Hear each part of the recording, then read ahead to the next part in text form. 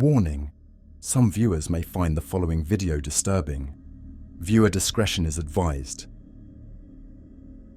When I was 13 and an idiot, like most 13-year-olds are, I spent a lot of time on a now-defunct app called Chatterbox.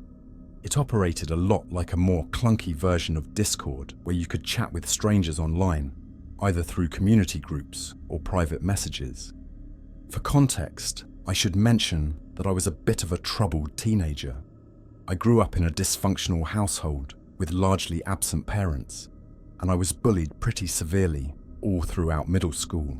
I found solace in one particular Chatterbox community called Teens X Fashion, which, as I'm sure you can guess, was a place to discuss fashion and aesthetic trends of the mid-2010s. It was supposed to be a place for people aged 13, 18, but now that I'm older and wiser, I'm pretty sure that 90% of the people I met on that server were much older guys. Through the server, I met a 17-year-old guy named Jack. I don't remember his Chatterbox username, but I remember him being a kind and charismatic presence in our community. We talked almost every day for 2 years, and he quickly became my #1 confidant. From the time I entered high school at age 14, the bullying got worse, as did my home situation, and though I was never diagnosed by a professional, I'm pretty sure I was depressed. I began having some suicidal thoughts, and when I told Jack about them, he seemed sympathetic. I don't blame you. This world is such a shit show. I think about ending things sometimes too.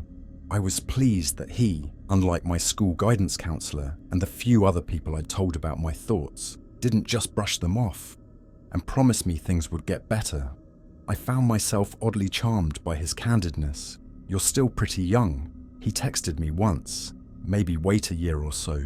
Give life another try. If it hasn't gotten any better by then, let's talk some more."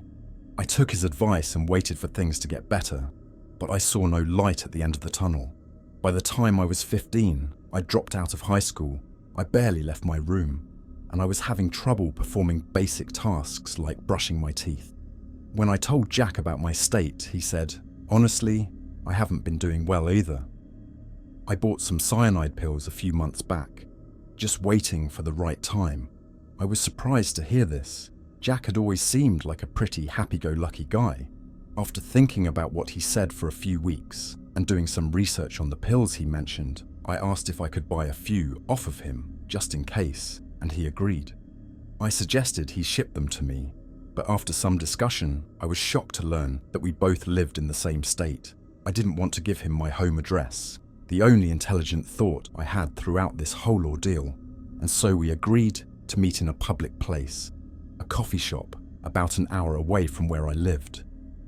A few weeks later, our agreed-upon meeting date rolled around, and I took the bus to the coffee shop.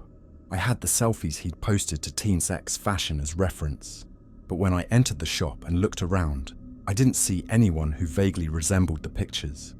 I walked around, figuring he must be late, before I heard someone shout my name from the corner table.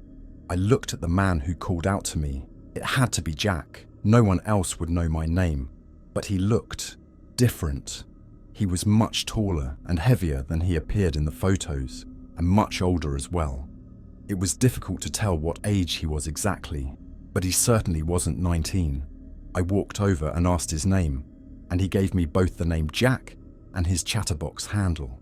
He gave me a friendly smile as I sat across from him. He wasn't a bad-looking guy, and he seemed to have put a lot of effort into his appearance for our meeting, but I was thrown off by the discrepancy in how old he was supposed to be and how old he appeared. Before we'd said much to one another, a barista came over to take our order, which in retrospect was unusual for a coffee shop. The barista's name was Lydia, and she was this petite blonde lady, probably 21 at most.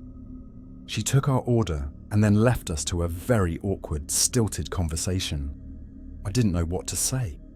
I'd been excited to meet my friend of 2 years, but now that I was actually there, it all felt like too much.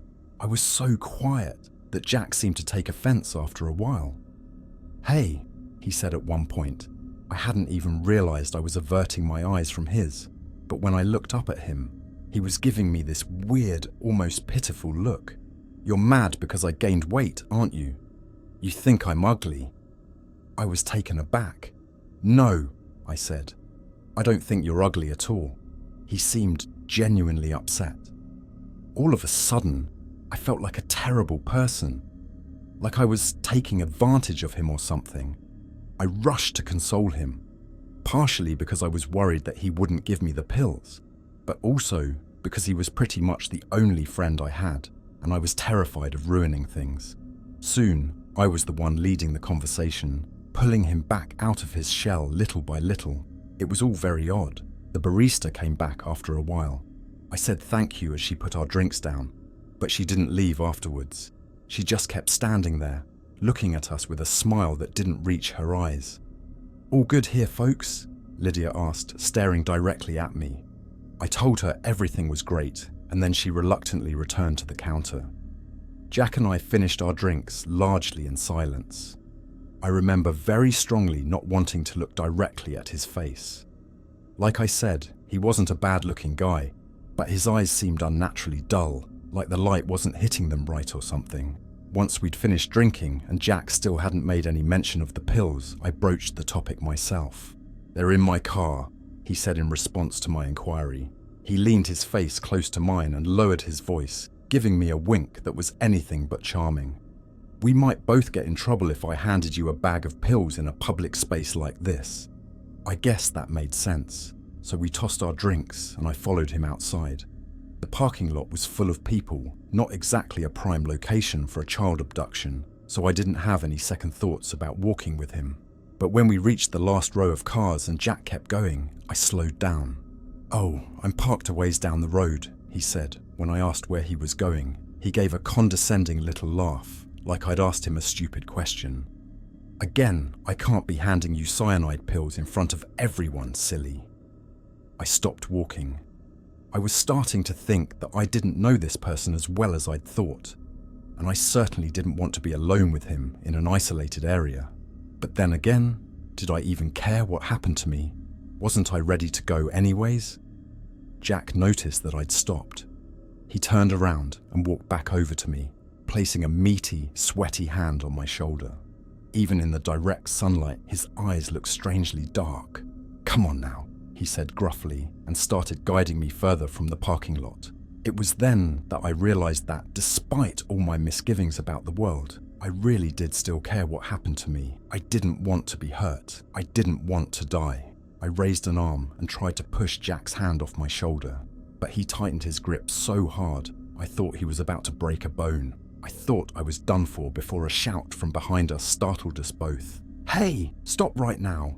I turned my head towards the parking lot and saw the barista from earlier running towards up at full speed. "You stop right there." Now this woman was maybe 4'11", and I'm pretty sure Jack could have picked her up and thrown her like a football if he wanted to. But her voice was loud and strong, and as she yelled out, she attracted a lot of attention. As soon as he realized we'd been spotted, he let go of my shoulder and made a run for it. Lydia came to a stop next to me, taking my hand and gently guiding me back towards the group of witnesses in the parking lot. Once we'd made it to safety, she called the police, who arrived quickly to take our statements. However, after listening to my whole story, they ended up taking me to the station for questioning. Lydia came along with me, which made me feel a lot better. To make a long story short, the man I'd met up with was not a 19-year-old named Jack, but a 38-year-old named John Davis Harrison, who the police were able to identify from photos Lydia had taken at the coffee shop. He was arrested the following day after police found the skeletal remains of 2 women and 1 man stuffed between the mattress and the box springs of his bed.